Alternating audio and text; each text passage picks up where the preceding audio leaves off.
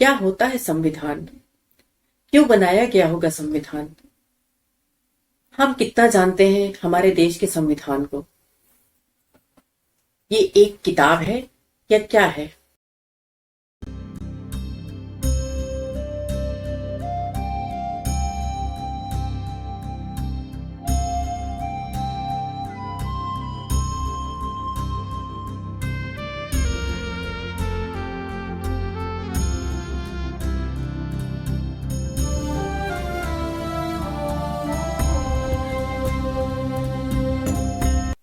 Hi friends, मैं हूं ममता और आप सभी का स्वागत है मेरे चैनल लीगल अवेयरनेस के संविधान सीरीज के पहले एपिसोड में। दोस्तों, हम अपने संविधान को कितना जानते हैं? शायद बहुत कुछ जानते होंगे, लेकिन शायद अभी भी बहुत कुछ ऐसा होगा जो हम नहीं जानते होंगे। तो बने रहिए मेरे वीडियो के अंत तक और जानेंगे हम भारत के संविधान को और करीब से। सबसे पहले सवाल जरूर हमारे मन में आता होगा कि जब हमारा देश 15 अगस्त 1947 को आजाद हो गया तो संविधान बनने और लागू होने में इतना समय क्यों लगा। ये सभी को पता है कि 26 जनवरी 1950 को पूरे देश में संविधान लागू हुआ और उस दिन को हम लोग गणतंत्र दिवस के रूप में मनाते हैं। तो ये सवाल जरूर आता होगा कि इन 3 सालों में क्या हुआ, संविधान बनने में इतना समय कैसे लगा। तो आज मेरे इस वीडियो के माध्यम से मैं कोशिश करूंगी कि इन सभी सवालों के जवाब दे सकूं। सबसे पहले हम ये जानेंगे कि संविधान की जरूरत किसी देश को क्यों है। देखिए, एक सभ्य समाज को चलाने के लिए कुछ नियम कानून की जरूरत पड़ती है। हम इसका एक उदाहरण देते हैं कि यदि हम अपने घर भी चलाते हैं, हमारा अपना घर है, तो हमारे हर घरों के अपने कुछ कुछ नियम कानून हैं। अब ये घर के नियम कानून हर घर के अलग अलग होते हैं, लेकिन पूरे देश को चलाने के लिए कुछ नियम कानून ऐसे होते हैं जो पूरे देश पर लागू होते हैं। तो ये संविधान उन्हीं नियम कानून का एक संग्रह है, किसी देश का सर्वोच्च विधान है और उस देश के जितने भी प्रचलित कानून होंगे वो इस संविधान के दायरे में बनेंगे। और यदि कोई कानून इस संविधान के दायरे से बाहर बनता है तो वो गैर कानूनी कानून माने जाएंगे और वो किसी भी तरीके से लागू नहीं किए जा सकते हैं। हम इसको ये भी समझ सकते हैं, भारत देश एक विविधताओं से भरा हुआ देश है। यहाँ पे बहुत सारी जाति, धर्म, बहुत सारी भाषा बोलने वाले लोग रहते हैं, बहुत सारे त्योहार मनाए जाते हैं। कोई जगह कुछ लोग त्योहार मनाते हैं और किसी जगह कोई त्योहार मनाया जाता है।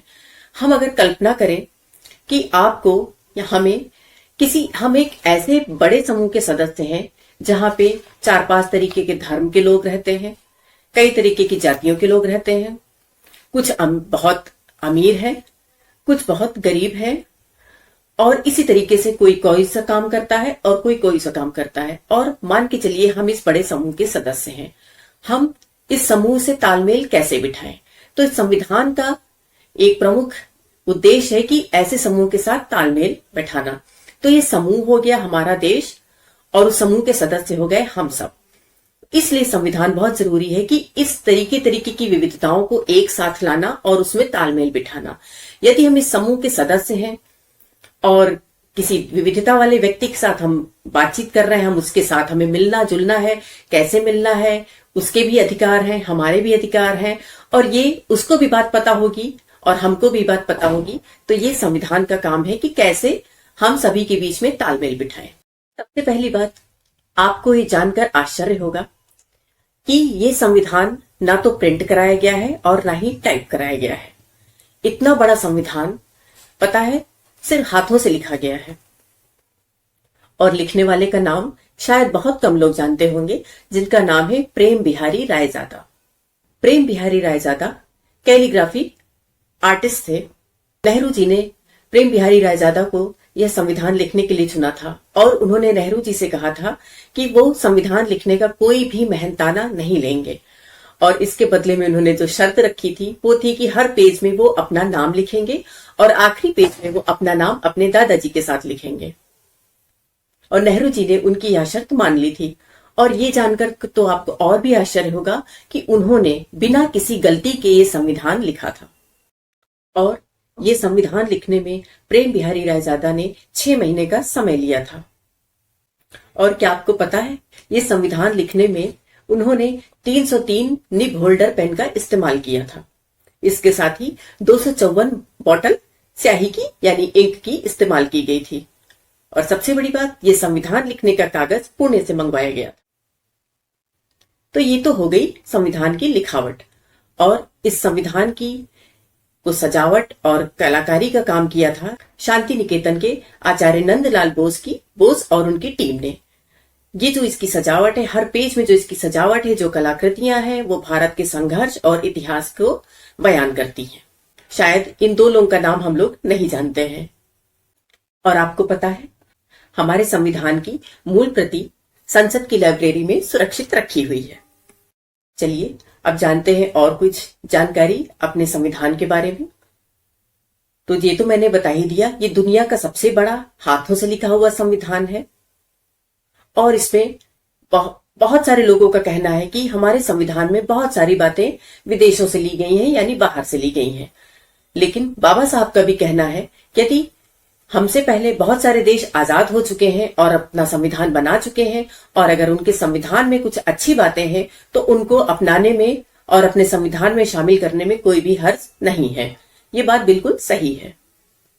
और ये सवाल हमारे दिमाग में जरूर आता होगा कि जब हमारे पास संविधान नहीं था तो हम कौन से विधान से शासित होते थे। तो संविधान से पहले भारत में भारत सरकार अधिनियम 1935 था, जिसके माध्यम से देश शासित होता था। और उसका बहुत सारा प्रभाव हमारे संविधान में देखने को मिलता है। उसके करीब 250 अनुच्छेद को संविधान में शामिल किया गया है। 26 जनवरी 1950 को संविधान पूरे देश में लागू हुआ और इस दिन को हम गणतंत्र दिवस के रूप में मनाते हैं। ये तो आप सभी जानते होंगे। लेकिन आपको पता है, हमारा संविधान 26 नवंबर 1949 को बनकर तैयार हो गया था और संविधान सभा ने इसे पारित कर दिया था। तो 26 नवंबर को हम संविधान दिवस के रूप में मनाते हैं। अब ये सवाल जरूर आता होगा कि जब संविधान 26 नवंबर 1949 को पारित कर दिया गया तो हमने 26 जनवरी 1950 का इंतजार, 2 महीने का इंतजार क्यों किया। तो दोस्तों, ये जानना बहुत जरूरी है कि जब भारत गुलाम था तो कांग्रेस के लाहौर अधिवेशन में पंडित जवाहरलाल नेहरू ने पहली बार गणराज्य की बात करी थी। उस दिन 26 जनवरी 1929 को पंडित जवाहरलाल नेहरू ने लाहौर अधिवेशन में गणराज्य की बात करी थी। इससे पहले हम केवल स्वराज की बात करते हैं। इसलिए उसी दिन की याद में 26 जनवरी 1950 को संविधान पूरे देश में लागू किया गया। अब हम चलते हैं इसके कुछ घटनाक्रम को जानने में। सबसे पहले ये जानना जरूरी है कि संविधान सभा क्या है। संविधान सभा ने ये संविधान का निर्माण किया। सबसे पहले संविधान सभा की बात 1895 में बाल गंगाधर तिलक ने उठाई थी। अंतिम बार यानी 5वीं बार पंडित जवाहरलाल नेहरू ने 1938 में संविधान सभा की बात करी थी। और सेकेंड वर्ल्ड वॉर के बाद 1946 में ब्रिटेन ने भारत संबंधी अपनी नई नीति अपनाई थी, जिसके तहत भारत की संविधान सभा के लिए एक कैबिनेट मिशन को भारत में भेजा गया। कैबिनेट मिशन में 3 प्रमुख सदस्य थे, जिनके नाम Lord Pethick Lawrence, Sir Stafford Cripps तथा एवी अलेक्जेंडर थे। और इस मिशन को विशिष्ट कार्य दिए गए थे, जैसे कि भारत को शांतिपूर्ण सत्ता हस्तांतरण के लिए उपायों को तलाशना था। कैबिनेट मिशन 1946 के प्रमुख उद्देश्य थे संविधान सभा का गठन करना, भारत का विभाजन, संविधान सभा के सदस्यों का चयन जनता के द्वारा अप्रत्यक्ष रूप से होगा, संविधान सभा का सदस्य 10 लाख की जनसंख्या के आधार पर चुना जाएगा और संविधान सभा में कुल 389 सदस्य होंगे। अब सबसे पहले 6 दिसंबर 1946 को संविधान सभा का गठन किया गया। 9 दिसंबर 1946 को संविधान सभा की पहली बैठक हुई, जो आज संसद भवन का सेंट्रल हॉल है। संविधान सभा की पहली बैठक 9 दिसंबर 1946 को हुई। संविधान सभा को संबोधित करने वाले प्रथम व्यक्ति श्री जेबी कृपलानी थे। अध्यक्षता सच्चिदानंद सिन्हा ने करी थी। इसी के साथ ही स्वतंत्र देश की मांग करते हुए मुस्लिम लीग ने संविधान सभा का बहिष्कार किया था। 11 दिसंबर 1946 को डॉक्टर राजेंद्र प्रसाद संविधान सभा के अध्यक्ष चुने गए और हरेंद्र कुमार मुखर्जी उपाध्यक्ष चुने गए। संविधान सभा के सदस्य वयस्क मताधिकार के आधार पर अप्रत्यक्ष रूप से निर्वाचित हुए थे, जिनका चुनाव जुलाई 1946 में हुआ था। और जैसा कि मैंने पहले ही बताया, भारत के संविधान निर्माण में संविधान सभा के 389 यानी 389 सदस्यों ने महत्वपूर्ण भूमिका निभाई। बंटवारे के बाद 389 में से 299 सदस्य ही भारत में रह गए, जिनमें 229 चुने हुए सदस्य थे, वहीं 70 मनोनीत सदस्य थे। और ये जानकर बहुत खुशी होगी, इन सदस्यों में 15 सदस्य महिला सदस्य थे। अनुसूचित जाति के 26 सदस्य, इसके अलावा अनुसूचित जनजाति के 33 सदस्य थे। और संविधान सभा के सभी सदस्य पूरे भारत के हर प्रांत से जुड़े हुए थे, जिसमें प्रमुख रूप से पंडित जवाहरलाल नेहरू, डॉक्टर भीमराव अंबेडकर, डॉक्टर राजेंद्र प्रसाद, सरदार वल्लभ भाई पटेल, मौलाना अब्दुल कलाम आजाद, एन गोपाल स्वामी अयंगर, के एल मुंशी, बेगम एजाज रसूल, दक्षियानी वेलायुधन, के सी रेड्डी, जयपाल मुंडा आदि इस सभा के प्रमुख सदस्य थे। दोस्तों, 22 जुलाई 1947 एक बहुत ही ऐतिहासिक और खूबसूरत दिन था। इस दिन पंडित जवाहरलाल नेहरू ने तिरंगे को भारत का राष्ट्रध्वज घोषित किया और उन्होंने बताया कि तीनों रंग भारत के बलिदान को याद रखेंगे, जैसे कि केसरिया रंग जो बलिदान का प्रतीक है, सफेद रंग शांति का प्रतीक है और जो हरा रंग है वो संपन्नता और खुशहाली का प्रतीक है। इसी बीच 15 अगस्त 1947 को हमको पूरी आजादी मिल गई और 14 अगस्त 1947 को भारत से अलग होकर पाकिस्तान नामक अलग देश बन गया। और सबसे महत्वपूर्ण बात, आजादी के बाद 29 अगस्त 1947 को एक ड्राफ्टिंग कमेटी बनाई गई और ड्राफ्टिंग कमेटी के अध्यक्ष थे डॉक्टर भीमराव अंबेडकर और इनके अन्य प्रमुख सदस्य थे श्री कन्हैयालाल मुंशी, मोहम्मद सादुल्लाह, अल्लादी कृष्ण स्वामी अय्यर, गोपाल स्वामी अयंगार, एन माधवराव, टी कृष्णाचारी। और इस समिति ने पूरी दुनिया के संविधान का अध्ययन किया, तब जाके उन्होंने संविधान सभा को संविधान का ड्राफ्ट पेश किया। 16 जुलाई 1948 को हरेंद्र कुमार मुखर्जी और टी कृष्णाचारी संविधान सभा के दूसरे उपाध्यक्ष निर्वाचित किए गए और ये प्रक्रिया होते होते 26 नवंबर 1949 को संविधान सभा के सदस्यों ने भारतीय संविधान को स्वीकार किया और इसकी कुछ धाराओं को लागू भी कर दिया। 24 जनवरी 1950 को संविधान सभा के सदस्यों की बैठक हुई, जिसमें शामिल सभी सदस्यों ने अपने हस्ताक्षर किए और इस प्रकार 26 जनवरी 1950 को पूर्ण संविधान लागू हो गया और जिसे हम गणतंत्र दिवस के रूप में मनाते हैं। अब सबसे महत्वपूर्ण बात, ये संविधान बनने में कितना समय लगा और क्या क्या हुआ।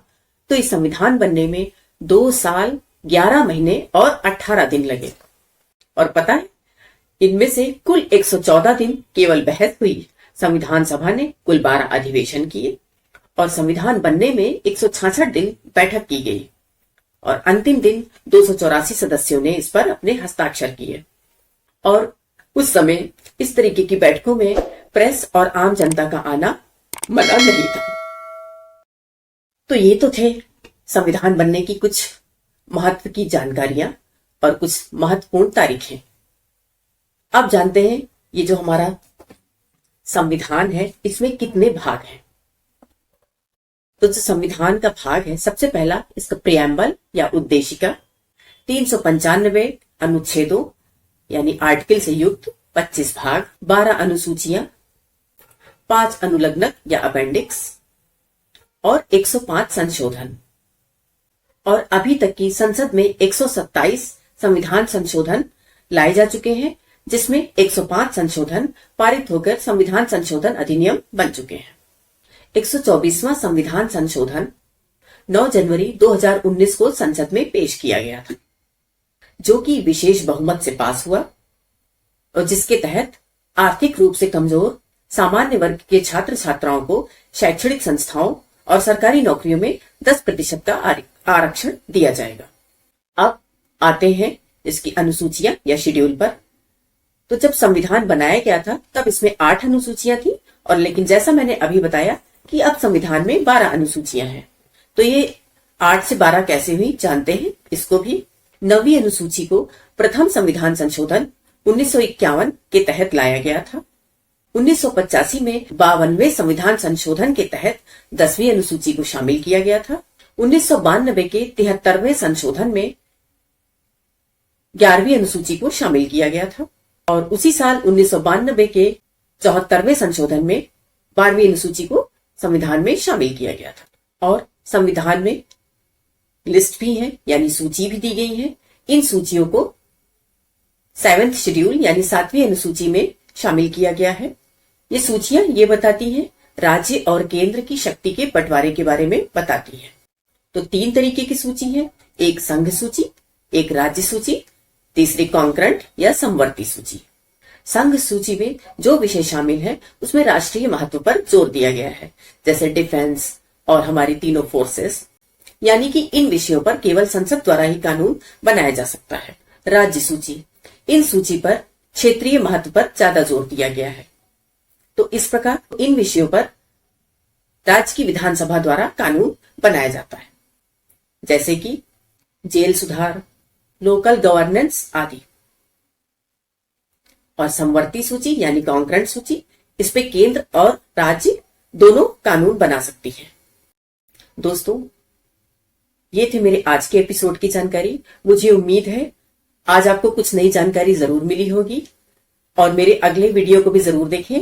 और मैंने जो अभी जिक्र किया था कि मैं उन 15 की संविधान सभा में 15 महिलाएं भी शामिल थी, तो हम अगले वीडियो में उन 15 महिलाओं के बारे में बात करेंगे और आपको बताएंगे। तो प्लीज मेरे साथ मेरी संविधान सीरीज में बने रहिए और हाँ, लाइक और सब्सक्राइब करना बिल्कुल भी ना भूलिए। Thank you so much.